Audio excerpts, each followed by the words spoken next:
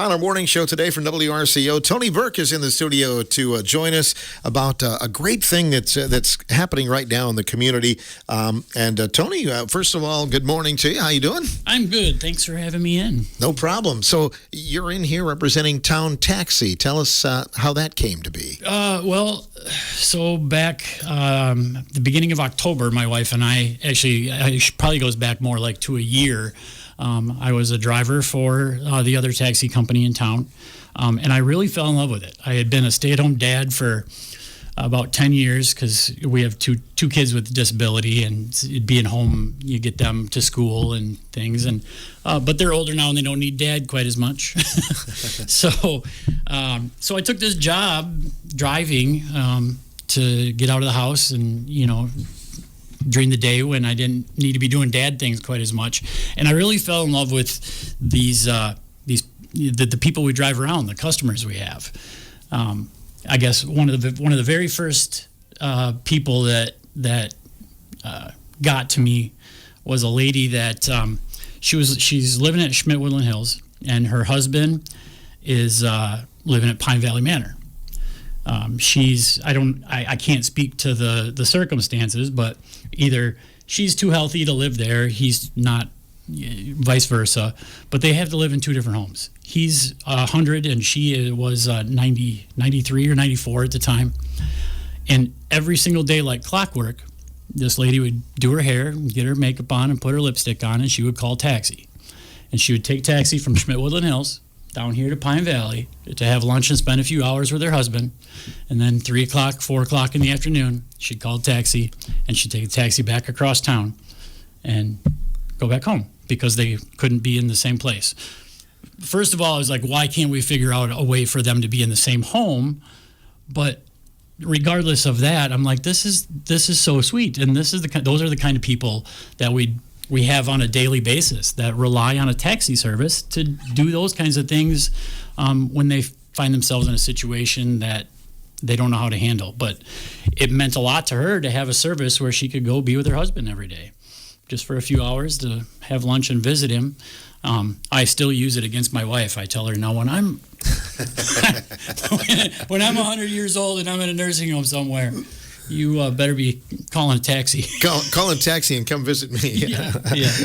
So you look to purchase Towne Taxi, and it goes back to the Carley family. Who owned it for a long time, Tony. So the Carleys have had Towne Taxi since 1978, and I had been thinking about starting something on my own, telling Melissa, these customers of ours, they deserve the best, and I really enjoy it, and they deserve a service where they can go outside of the city limits, which the other place wouldn't do. But the Carley connection comes to me from way back to grade school even. So Bun and Miriam had Towne Taxi before Kevin Carley, and when I was a kid growing up with the skin disease I have, I lived in town, and I couldn't walk the 8 to 10 blocks to school like most kids, and there wasn't these other little short buses around town in the early 80s. So the taxi would come pick me up and take me to school every day, and pick me up at school and take me home in the afternoon, and that was the Carley family. Sometimes when I was too sore to walk a day, he would even carry me into school or back to my house in the afternoon. And it's just always stuck out in my head. So it's kind of like a circle of life kind of thing that this all came back around, and now I'm driving people around doing the same kind of thing. That's awesome. Goes around, you can kind of give back to the community. I know you were in radio for a while. Are there similarities between taxi and radio? There kind of is.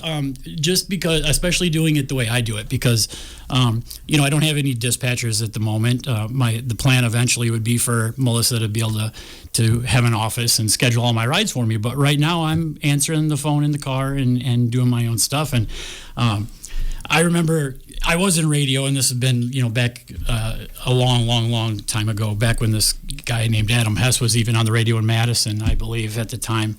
But I remember one of my old instructors telling me in college that the story about how songs used to be so long. They'd be like 5, 6, 7 minutes long, and you could be at the radio station and start a song and get in your car and leave and pass the next guy coming in because the songs were so long, and then the next guy would come in and change the record over.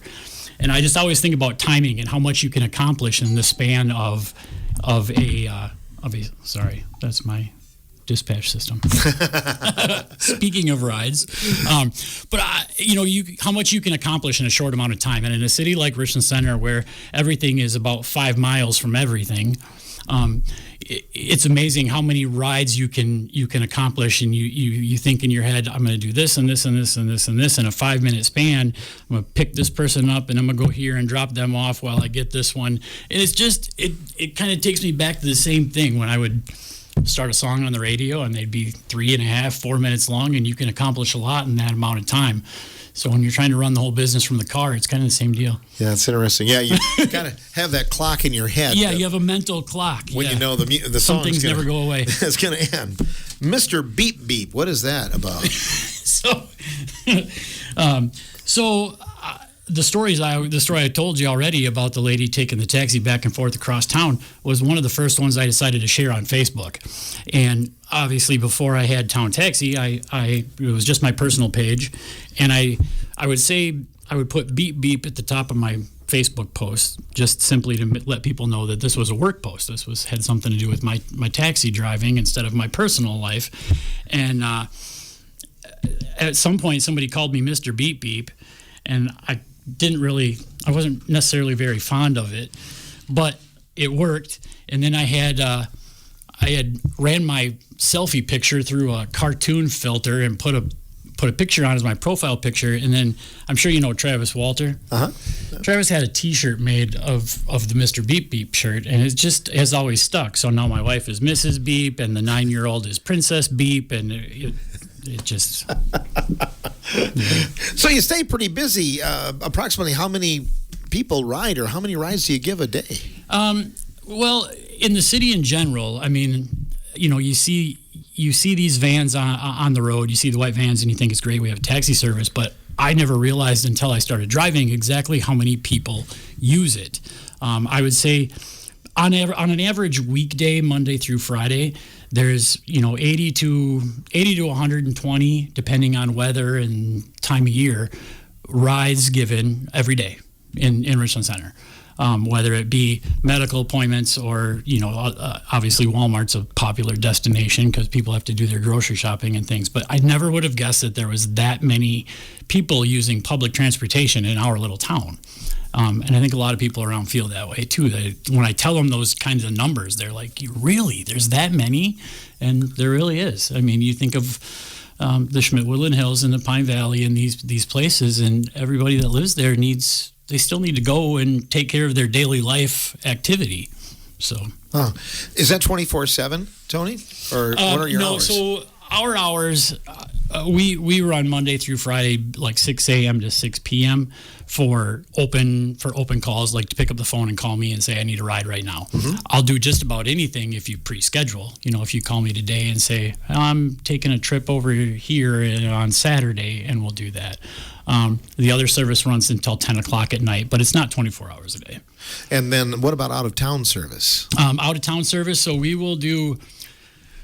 we have flat rates for our in-town service and for our rural, which is considered like Boaz, Ithaca, Gotham, like a 10-mile radius around town, which is something that a lot of those people that, still live at home but have to get into town to do those things haven't had an option for transportation.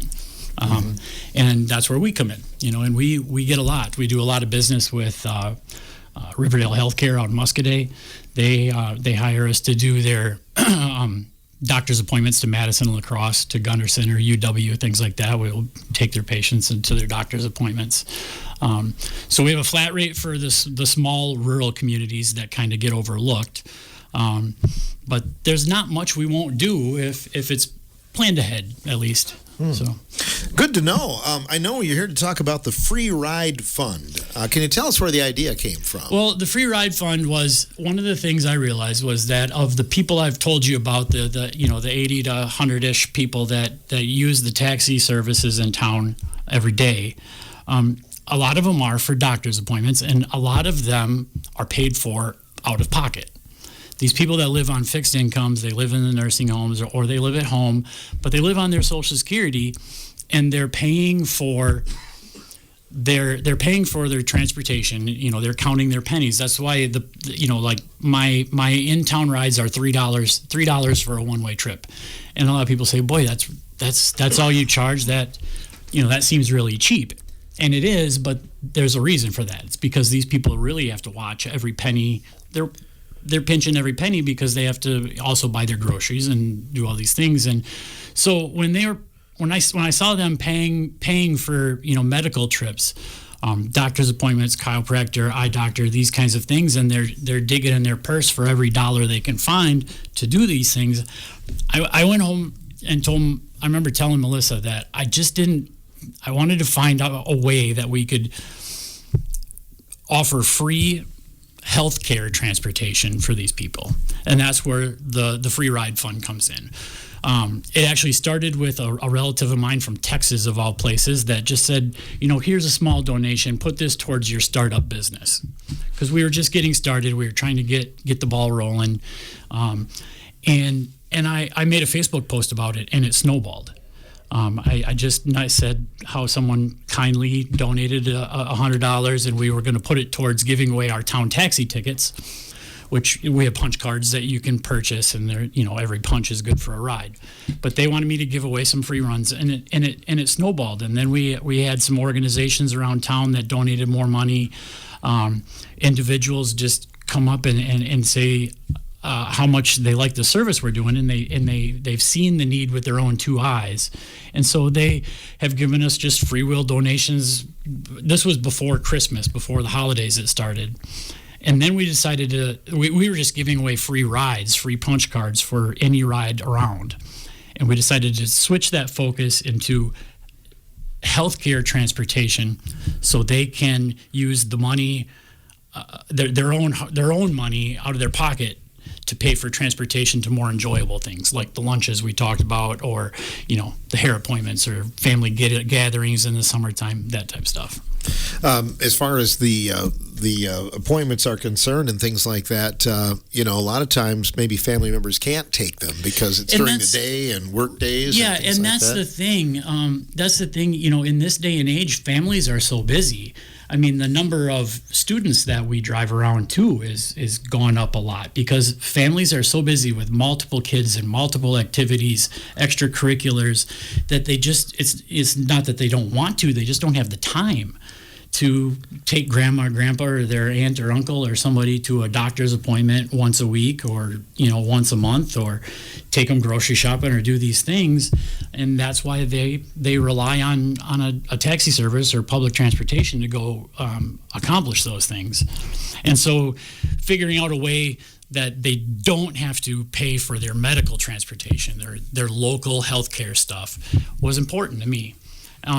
And we kept collecting these small donations, and then I got a call from Christy Dewar from the Salvation Army of Richland County, and they wanted to make they wanted to partner with us to have this fund that we can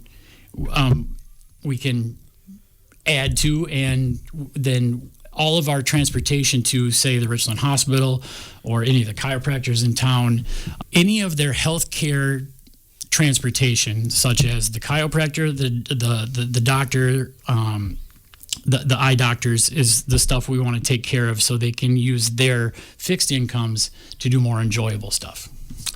Do you get any resistance from the riders? Like maybe somebody's too proud that I'm going to pay for this. I do. It's one thing I've learned.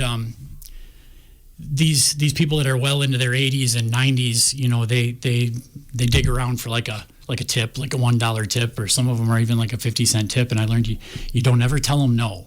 You don't ever want to tell a person of that generation no, even if it's just $1, because that $1 tip means more to them to be able to give that to you than it does to you to get it. And yeah, I do get a lot of people that, even though they probably deserve the free transportation, they want to pass that on to somebody else. It almost turns into like a pay it forward kind of thing. Do people request the free transportation, or do you just offer that to them? It's just something that we've offered in the past, just when the situation is there. When a customer gets in and we know that they're in a tight spot and they need that, we've used it.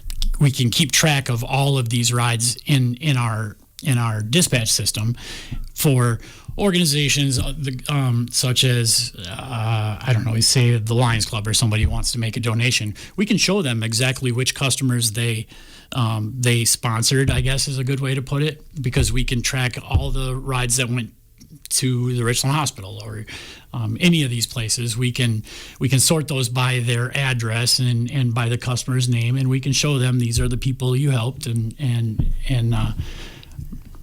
total them all up. So the next question: where do people find how they can give? Is there something? Do you have a web page? Well, a website, because we're only 4 months into our business, I guess technically. So website is in the works. Not quite there, but obviously we're all over Facebook. If you go to Towne Taxi of Richland Center, Wisconsin, that's where we post our daily stuff on Facebook. But as far as taking donations, we have company Venmos and PayPals. We can take credit cards over the phone or in person, or just call the number. Just call our phone number, and we'll take care of it that way. That's awesome. So people can give an amount. How much per ride do you usually figure then, Tony? So our rates in town are we offer a $3 rate for senior and disabled and veterans. And then $6 for just a standard adult ride. The way the free ride fund works, because we're also a growing business at the same time, and with fluctuating gas prices and all of those things, it's hard. So we went with a straight $5 amount. For every $5 donated, we give a free medical transportation.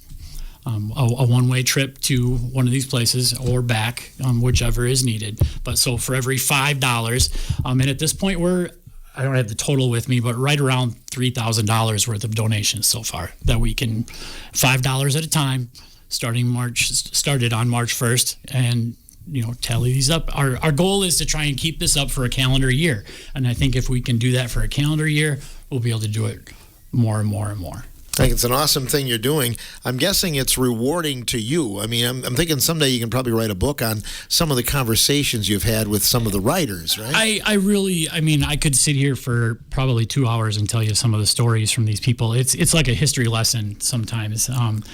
When I'll pick a lady up, and it's usually ladies. I don't like the word elderly, but the senior ladies, they like to have conversations with someone that's not a caregiver, not a doctor, not somebody that works at their home. Like sometimes getting in the taxi is just a way for these people to have a conversation with someone that isn't trying to tell them which pills they have to take today or what appointment they have tomorrow or something like that, So we can be driving down Church Street or one of my favorites is up Hazeltine. One of the regular customers I've had lived on the very first house on Hazeltine Street. It's a brick house. I think it's on the corner of Hazeltine and James Street or something like that. But the lady that lived there for 60 years was a regular customer of mine. And she always tells me how that was the first house on Hazeltine Street, established in 1834 or something like that. But that's just one of many customers I have that can give you a history lesson. Tressa and Bill Ward live over on the very bottom of 4th Street. And I take Tressa to dialysis 3 days a week, Monday, Wednesday, Friday. I pick her up at 6:30 in the morning, and then when she's done with her treatment, I take her back home. They've been married and lived in the exact same house here in town, right down in the corner of 4th and Congress, for 60 years. Same house, and Bill's very proud of that. But when they got to a point where he wasn't supposed to drive as much as he used to, and it was like a pride thing. Like he couldn't drive his wife to these appointments anymore, and I come in and he sat me down at his kitchen table and had to show me their wedding photos, and I could tell it was just meant a lot to him. And then he basically asked me to make sure I could handle all of her transportation from now on. And so for the last like 3 months, 3 days a week, twice a day, I pick her up and take her. And those are the kinds of people that it's very rewarding. As a driver, too, do you get out and help them, like in the door and things like that? Yeah. Oh, yeah. We because I do have a second driver.